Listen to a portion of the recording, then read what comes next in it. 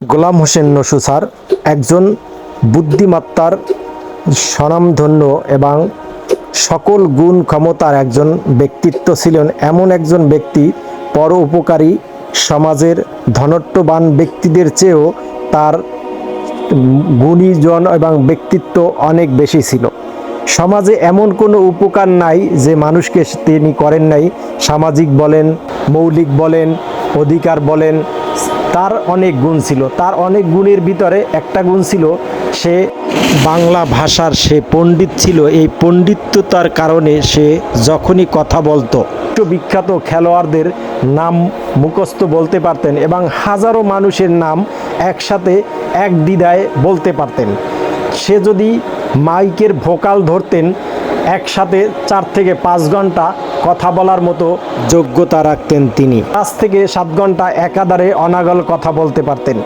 এমন একজন ব্যক্তি, সে সমাজের বহুত গুণী লোকেদেরও কদর দিতে জানতো এবং গরিব লোকদের ভালো সহযোগিতা করতে পারত। সমাজের সকল প্রকার মানুষের চিন্তা চেতনা নিয়ে সবসময় কথা বলতো এবং প্রত্যেকটা মানুষকে হাসি কান্নার মাঝে বিনোদন দিয়ে থাকতো। এই লোকটি আর আমাদের মাঝে সেই নসু স্যার নেই, আছে শুধুই স্মৃতি।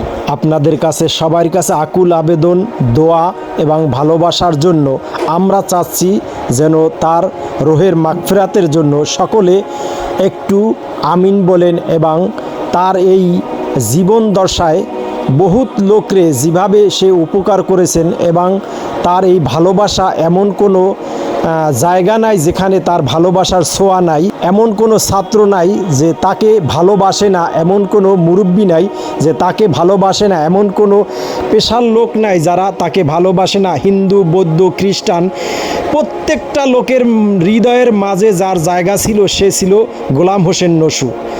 আজ আমরা তাকে হারিয়ে সবাই খুব আবেগ আপ্লুত হয়ে পড়েছি। একজন মুরব্বী হারানোর মতো, তথা বাংলা ভাষার একজন পণ্ডিতকে হারিয়ে আমরা যে কষ্ট এবং যে গ্লানির ভিতরে আছি, এটা একমাত্র আল্লাহ তাআলাই আমাদেরকে এখান থেকে হেফাজত করতে পারে। এই ছোট্ট পরিসরে এরকমের তার গুণের কথা বলার মতো আমার কাছে সেরকমের কোনো ভাষা নেই।